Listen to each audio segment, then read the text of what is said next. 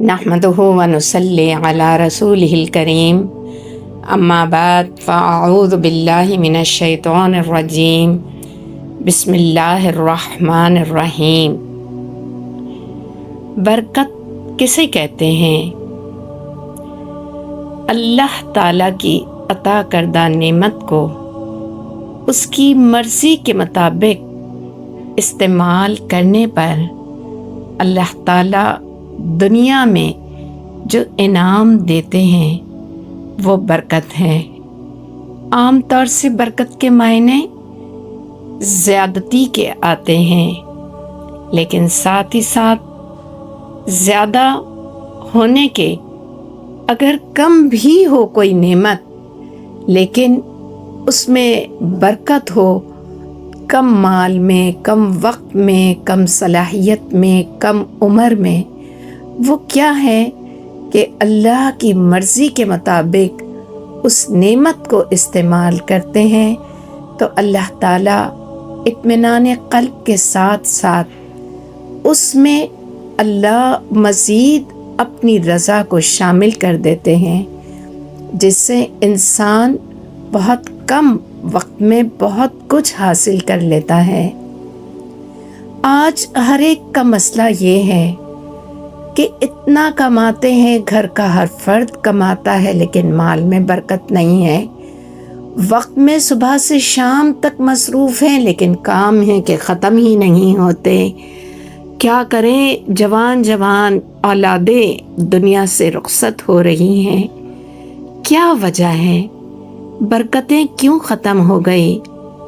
اللہ تعالیٰ قرآن حکیم میں ارشاد فرماتے ہیں، ترجمہ ہے، اے لوگو جو ایمان لائے ہو، اللہ کا تقوی اختیار کرو، اللہ زمین اور آسمان سے تمہارے لیے رزق کے دروازے کھول دے گا۔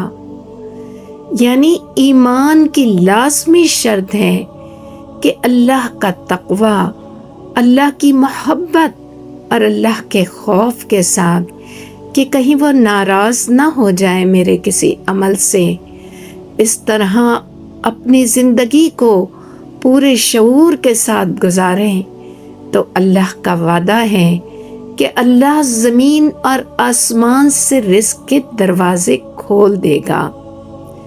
اللہ تعالیٰ سورہ جن میں فرماتے ہیں، ترجمہ ہے، نبی صلی اللہ علیہ وسلم ان سے کہہ دو کہ اگر یہ سیدھے راستے پر رہے تو ہم ان کے لیے وافر مقدار میں پانی عطا کریں گے، اور پانی کے بغیر تو زندگی مفلوج ہے۔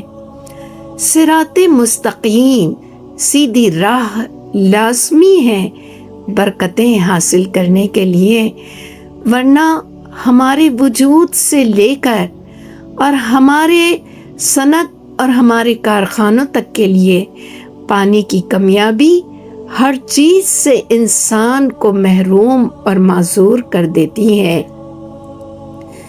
اللہ کے رسول صلی اللہ علیہ وسلم نے فرمایا، اپنی امت کے لیے دعا کی، اے اللہ میری امت کی صبح میں برکت دے۔ ہم اپنی صبح کا حال دیکھ لیں کہ جانا ہے اسکول، کالج، یونیورسٹی، آفس، آخری وقت تک ٹائم گھڑی دیکھتے رہتے ہیں، ابھی اتنی دیر اور ابھی اتنی دیر باقی ہے۔ اللہ فرشتوں کو بھیجتا ہے روزی دے کر، اور جو سو رہا ہوتا ہے فرشتے پہاڑوں اور سمندروں میں اس کا رزق ڈال کر چلے جاتے ہیں۔ گویا ہم نے اپنے رزق کو خود ہی تو دور کیا۔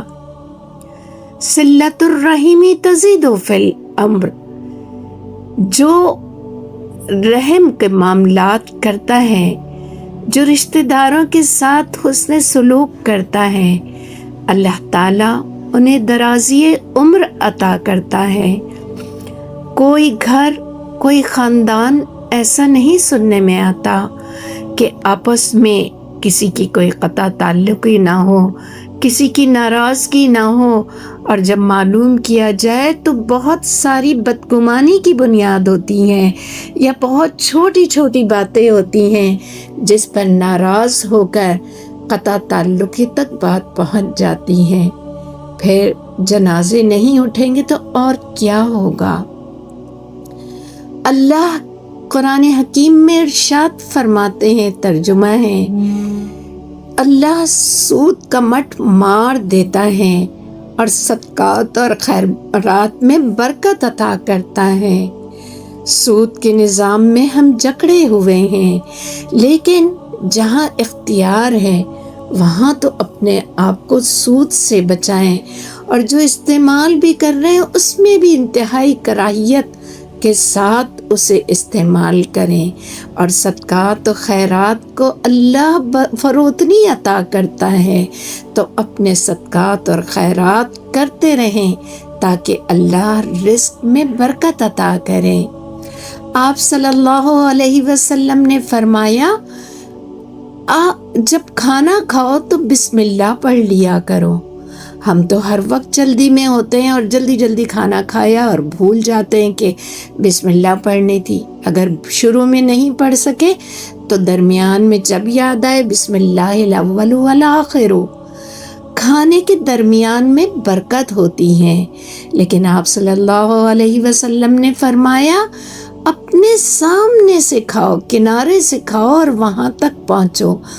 اپنی انگلیوں اور پلیٹ کو اچھی طرح سے چاٹ لو، نہ جانے کس جگہ اللہ نے کھانے میں برکت رکھی ہوگی۔ ہم نے تو ہر کھانا چمچ سے کھانا ہے، اور ہم نے خود اپنے لیے اپنی صحت کی بربادی کے سامان پیدا کیے ہوئے ہیں، اور اگر طبی نقطۂ نظر سے دیکھیں تو اس وقت کا موضوع نہیں ہے، ورنہ انگلیوں کی چاٹنے سے صحت کو بھی بہت فائدہ ہوتا ہے۔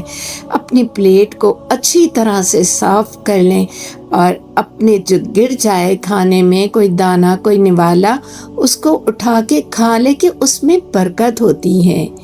آپ صلی اللہ علیہ وسلم نے فرمایا کہ شیطان جو بسم اللہ پڑھ کر نہیں کھاتا، شیطان اپنے ساتھیوں سے کہتا ہے کہ آؤ ہمارے لیے کھانا تیار ہے، اور جس گھر میں بسم اللہ پڑھ کے نہ داخل ہوا جائے، شیطان پھر اپنے چہیتوں سے کہتا ہے کہ یہاں تو ہمیں رہنے کا مسکن بھی مل گیا ہے۔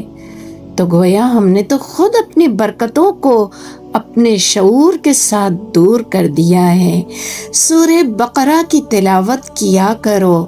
سورہ بقرہ کی تلاوت ترک کر دینا انسان کو حسرت پیدا کرتا ہے، اور باطل اس کو نہیں پڑھ سکتا۔ سورہ بقرہ پڑھنے سے برکت ہوتی ہے اور حسرتوں سے دور ہو جاتا ہے۔ ہم تو کیسٹ لگا دیتے ہیں، پڑھنے سے مراد یہ ہے کہ تلاوت کے ساتھ ساتھ اس سورہ بقرہ کو اپنی عمل کی زینت بنا لو، اپنے اعضاء سے اس سورہ بقرہ کی گواہی دے دو۔ آپ صلی اللہ علیہ وسلم نے فرمایا، تاجروں تمہارے لیے بطور خاص جھوٹی قسمیں کھا کھا کے اپنی تجارت کو نہ فروغ دو، اور نہ ہی ناپ تول میں کمی کرو۔ ناپ تول میں کمی کرنے سے اللہ ناراض ہوتا ہے، ان پر قحط نازل کرتا ہے، اور حکمران ان پر ظلم کرتے ہیں۔ ہم آپ کوئی سیب اٹھا کے دیکھ لیں، آم اٹھا کے دیکھ لیں، جس پر اسٹیکر لگا ہوگا، جب آپ اسے ہٹائیں تو یقیناً اس کے اندر کوئی نہ کوئی داغ لگے ہوئے ہوتے ہیں، اور ہم یہ کہہ کر بیچتے ہیں کہ صاحب بڑا زبردست مال ہے۔ ردی چیزیں کسی کو نہ دینے کے لیے منتخب کرو۔ ایک بار آپ صلی اللہ علیہ وسلم نے زکوٰۃ اور صدقات کے لیے صحابی رسول کو بھیجا، اور انہوں نے ایک شخص نے ایک دبلا پتلا اونٹ اس کو دیا، اور اس نے آپ صلی اللہ علیہ وسلم کے پاس پیش کر دیا، آپ صلی اللہ علیہ وسلم نے بد دعا کی کہ اللہ ان کے مال میں برکت نہ دے، اور جب انہیں پتہ چلا وہ ایک تر و تازہ اونٹ لے کر آئے اور توبہ کی، آپ صلی اللہ علیہ وسلم نے ان کے لیے دعا کی کہ اللہ تمہارے مال میں برکت دے۔ حرص و طمع کے ساتھ دولت کو طلب کرنا۔ حکیم بن حزام نے آپ صلی اللہ علیہ وسلم سے کچھ تقاضا کیا، آپ صلی اللہ علیہ وسلم نے عطا کیا، پھر تقاضا کیا، پھر عطا کیا، پھر تقاضا کیا، پھر عطا کیا۔ کہا حکیم یہ مال و دولت بڑا سرسبز اور بہت چاشنی ہے، لیکن اگر دل کی سخاوت کے ساتھ لو مال تو اس میں بڑی برکت ہے، لیکن اگر تم نے حرص کے ساتھ لیا تو یہ مال تمہارے لیے وبال ہے۔ جو مال اللہ دے اس پر قانع ہو جاؤ، کیونکہ اللہ تمہیں آزماتا ہے تقسیم کے ذریعے سے، اور جو اس مال پر قانع ہو جاتا ہے اللہ ان کے مال میں برکت عطا فرماتا ہے۔ تو اللہ سے ہم ان کے ساتھ ساتھ دعاؤں کے دروازے نہ بند کریں۔ کوئی سلام کرے السلام علیکم، کہو وعلیکم السلام ورحمۃ اللہ وبرکاتہ، اور آپ صلی اللہ علیہ وسلم نے ہر چھوٹی چھوٹی بات پر دودھ پیے تو اللہم بارک لنا فیہا وزدنا من، کھانا کھا لیں تو اللہم بارک لنا فیہا ورزقنا خیرا منہا، اور بسم اللہ کا کثرت سے ہر کام سے پہلے بسم اللہ پڑھیں، حتیٰ کہ واش روم جانے کے وقت جو دعا پڑھیں اس سے پہلے بھی بسم اللہ پڑھیں۔ اللہ تعالی ہمارے لیے برکتوں کے دروازے کھول دے گا۔